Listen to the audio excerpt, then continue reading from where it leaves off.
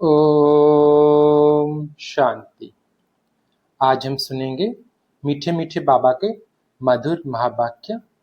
आज की तारीख 3 अगस्त 2026। प्रातः मुरली ओम शांति। बाप दादा मधुबन। बाबा कहते हैं, मीठे बच्चे तुम सच्चे सच्चे राज ऋषि राजयोगी हो। तुम्हें राजाई के लिए पवित्र जरूर बनना है। मीठे बच्चे तुम सच्चे सच्चे राज ऋषि राजयोगी हो। तुम्हें राजाई के लिए पवित्र जरूर बनना है। आज का प्रश्न, कौन सा टेंशन राजाई के लायक बना देता है? कौन सा टेंशन राजाई के लायक बना देता है? उत्तर, अगर पढ़ाई पर पूरा पूरा अटेंशन है तो राजाई मिल जाती है। बाप जो सुनाते हैं उसे अच्छी रीति सुनकर धारण करो। बाप ने सुनाया और बच्चों ने सुना तो राजाई मिल जाएगी। अगर सुनते समय उबासी देते या झुटका खाते, बुद्धि भटकती तो राजाई गंवा देते। इसीलिए पढ़ाई पर पूरा अटेंशन दो। आज का गीत, हमें उन राहों पर चलना है। ओम शांति। रूहानी बाप रूहानी बच्चों प्रति समझा रहे हैं। आज बच्चों को हठ योग और राजयोग पर समझाते हैं। बच्चों को मालूम है वो जो भी सिखाते हैं सब है हठ योग, क्योंकि वो कर्म सन्यासी है। वास्तव में गृहस्थियों को हठ योग कर्म संन्यास सीखना नहीं है, वो तो है ही निवृत्ति मार्ग। वो धर्म ही अलग है। तुम्हारा धर्म देवी देवता धर्म है। जिन देवी देवताओं ने राजयोग से ही राज्य पाया है। अभी तुम राज ऋषि हो। ऋषि उन्हों को कहा जाता है जो पवित्र रहते हैं। तुम अभी पवित्र हो। अगर पवित्र न रहे तो उनको ऋषि नहीं कहा जाता। तुम राजाई पाने के लिए पवित्र बनते हो। वो कोई राजाई पाने के लिए पवित्र नहीं बनते। तुम जानते हो कि पवित्र दुनिया में हमको पवित्र राजाई थी। भारत में ही 5000 वर्ष पहले देवी देवताओं का पूज्य पवित्र प्रवृत्ति मार्ग था। अभी पुजारी पतित बन पड़े हैं। पतित कैसे बने? 84 जन्मों का हिसाब है ना।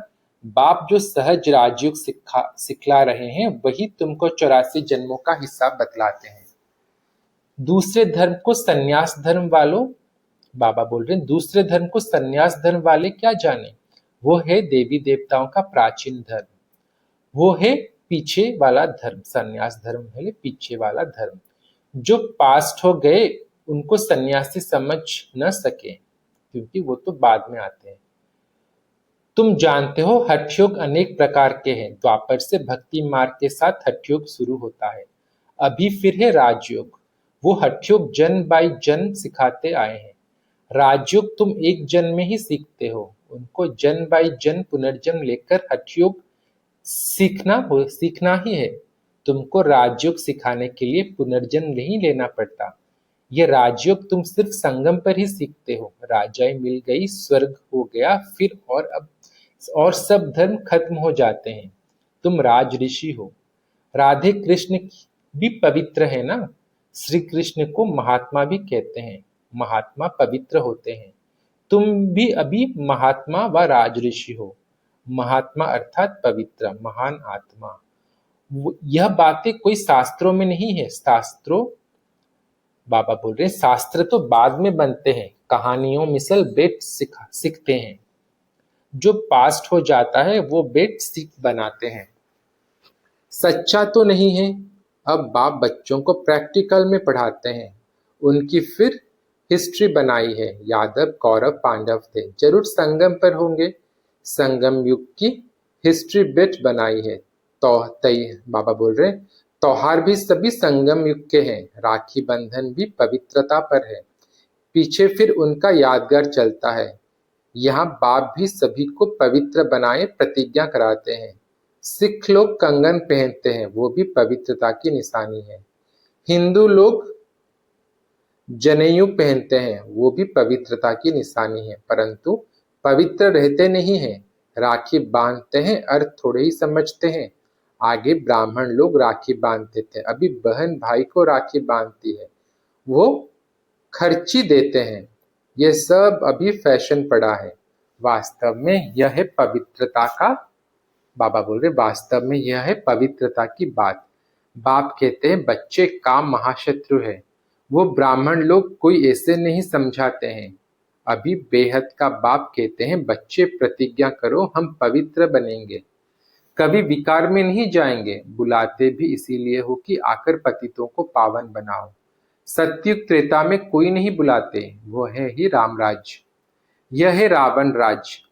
राम राज्य में 5 विकार होते नहीं, यथा राजा रानी तथा प्रजा। अभी तुम बच्चे जानते हो, हम बाबा से स्वर्ग की बादशाही ले रहे हैं। इस नर्क से जाना जरूर है, बाबा आया है पावन बनाकर स्वर्ग में ले जाने। फिर तो हम क्यों नहीं पावन बने। उनके हठयोग तो अनेक प्रकार के हैं। जयपुर में म्यूजियम में जाकर देखो, कितनी वैरायटी है हठयोगियों की। उनसे होता कुछ भी नहीं, सीढ़ी नीचे उतरते ही जाते हैं।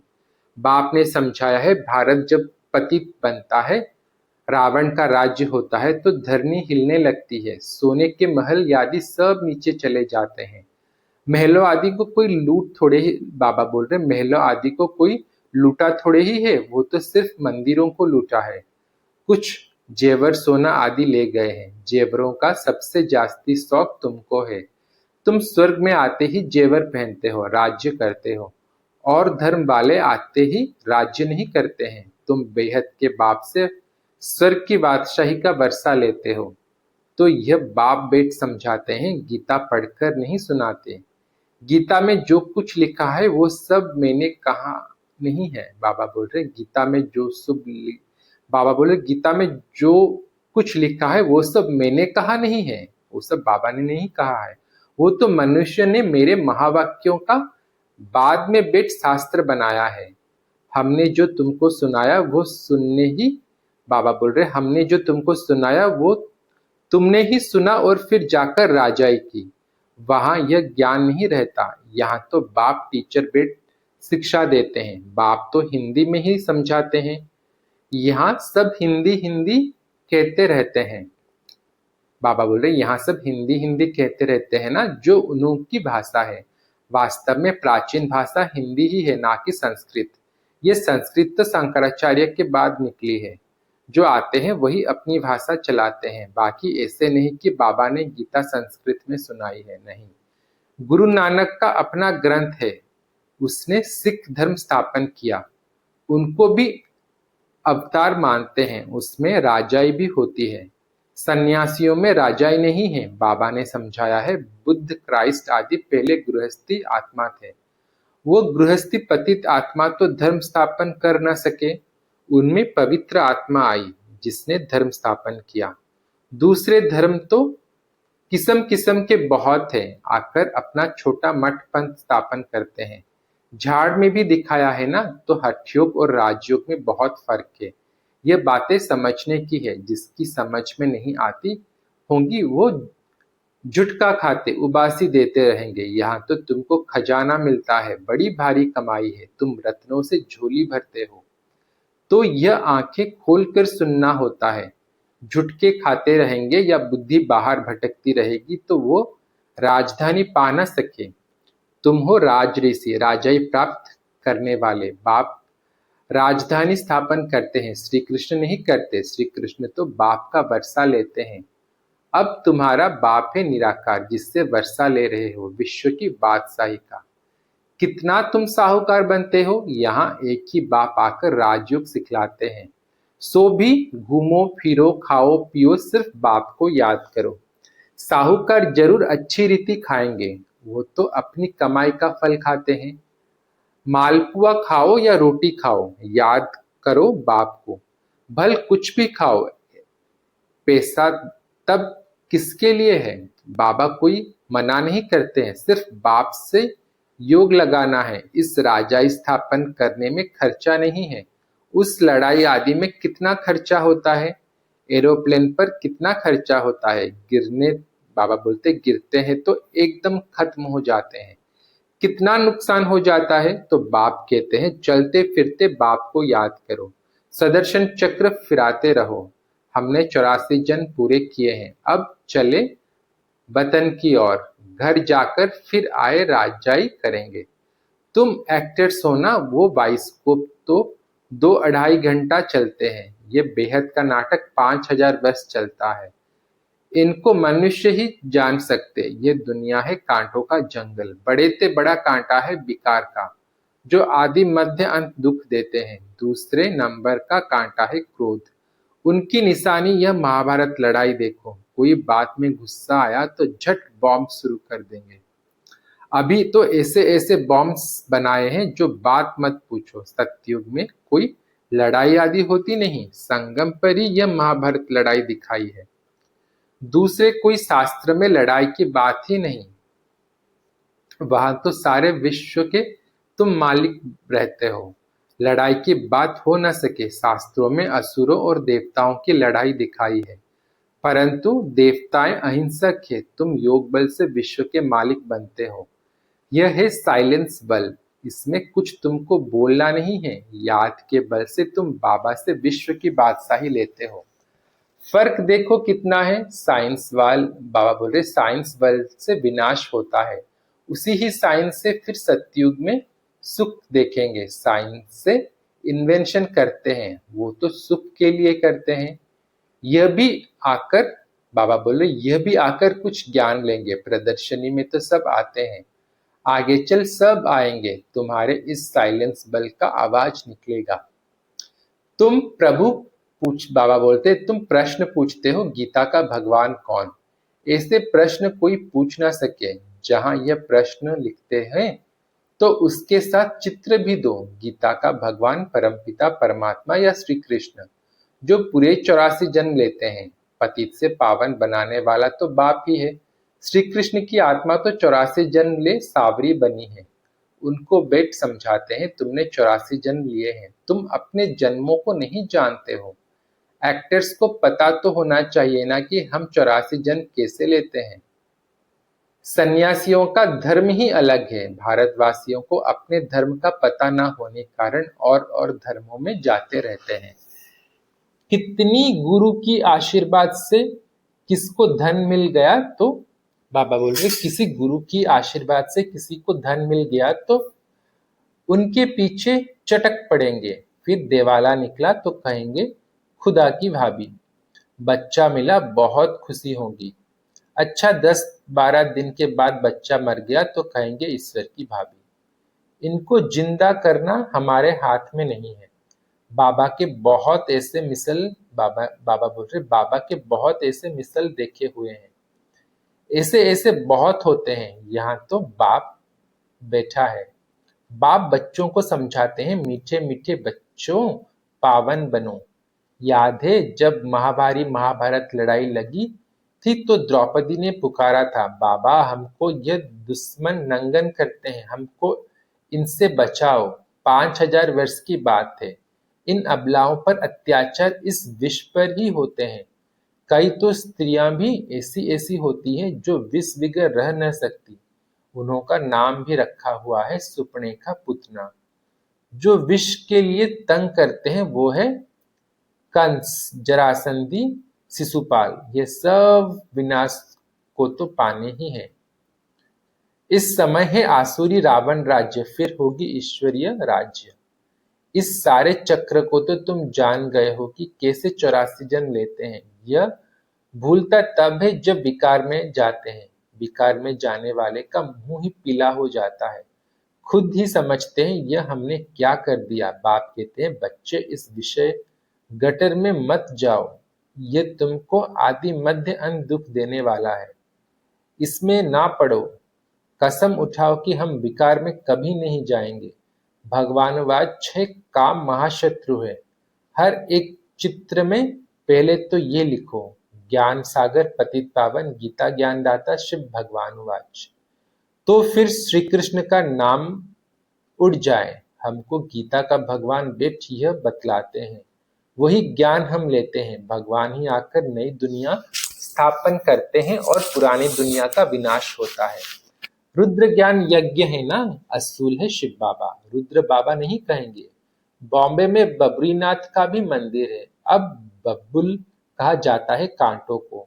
बाबरीनाथ नाम क्यों रखा है यह कोई समझते नहीं है। चित्र तो शिव का ही है, बाकी तो अनेक नाम रख दिए हैं। शिव बाबा ही आकर कांटों से बाबा बोल रहे शिव बाबा ही आकर कांटों के जंगल को फूलों का बगीचा बनाते हैं, वही तुम्हारा बाबा है। उनका नाम है शिव। शिव परमात्माए नमः, ब्राह्मण देवी देवताएं नमः। अक्षर बिल्कुल क्लियर है। अब वह परमपिता परमात्मा बेट इस रथ द्वारा समझा रहे हैं, हूबहू जैसे लौकिक बाप समझाते हैं। बच्चे, हमारे कुल को कलंक नहीं लगाना, कोई खराब काम नहीं करना। यह बाबा भी कहते हैं, बच्चे विकार में तो कभी नहीं जाना।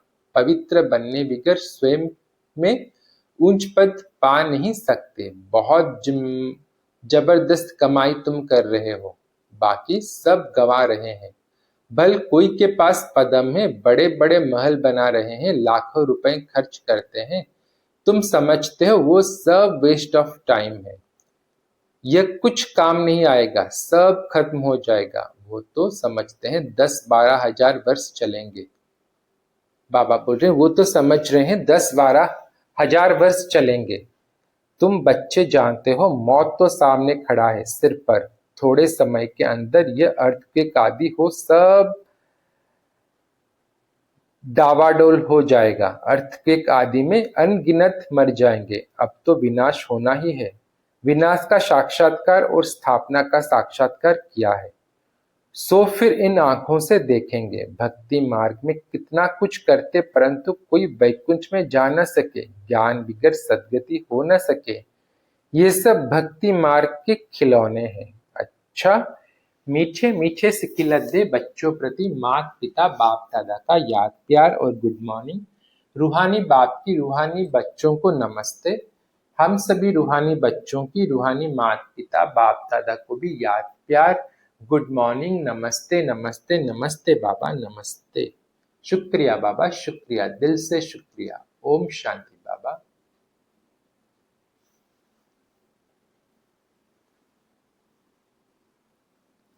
आज की धारणा के लिए मुख्य सार: 1, कुल कलंकित करने वाले कोई भी खराब काम नहीं करना है। पवित्र बनने की अपने आप से प्रतिज्ञा करनी है। 2, अब अपना टाइम मनी वेस्ट नहीं करना है। फूलों के बगीचे में चलने के लिए कांटे निकाल देने हैं। आज का वरदान: अलौकिक खेल और खिलौनों से खेलते हुए सदा शक्तिशाली बनने वाले अचल अडोल भव। अलौकिक खेल और खिलौनों से खेलते हुए सदा शक्तिशाली बनने वाले अचल अडोल भव। उसके लिए बाबा कहते हैं, अलौकिक जीवन में माया के विघ्न आना भी एक खेल है। जैसे शारीरिक शक्ति के लिए खेल कराया जाता है, ऐसे अलौकिक युग में परिस्थितियों को खिलौना समझकर ये अलौकिक खेल खेलो। इनसे डरो व घबराओ नहीं, सर्व संकल्पों सहित स्वयं को बाप दादा पर बलिहार कर दो तो माया कभी वार नहीं कर सकती। रोज अमृत वेले साक्षी बनकर स्वयं का स्वयं बाबा बोले, रोज अमृत वेले साक्षी बन स्वयं का सर्व शक्तियों से श्रृंगार करो तो अचल अडोल रहेंगे। रोज अमृत वेले साक्षी बन स्वयं का सर्व शक्तियों से श्रृंगार करो तो अचल अडोल रहेंगे। आज का स्लोगन: कोई भी संसार समाचार, बाबा बोल रहे, कोई भी संसार समाचार सुनना, यह भी स्वयं में किचड़ा जमा करना है। कोई भी संसार समाचार सुनाना, यह भी स्वयं में किचड़ा जमा करना है। आज के अव्यक्त इशारे टाइटल है, अपवित्रता के बीज को भी समाप्त कर संपूर्ण स्वच्छ पवित्र बनो। अपवित्रता के बीज को भी समाप्त कर संपूर्ण स्वच्छ पवित्र बनो। बाप दादा का मुख्य फरमान है, निरंतर याद में रहो और मन वाणी कर्म से पवित्र बनो। संकल्प में भी अपवित्रता का अशुद्धता ना हो, इसको कहते हैं संपूर्ण पवित्र। संकल्प में भी अगर पुराने अशुद्ध संस्कार टच करते हैं, व्यर्थ संकल्प चलते हैं या स्वप्न आते हैं तो भी संपूर्ण पवित्र नहीं कहेंगे। इसीलिए पवित्र भव व योगी भव के पहले पाठ को स्वरूप में लाओ, तब भी बाप समान और बाप के समीप आने के अधिकारी बन सकते हो। अच्छा, ओम शांति।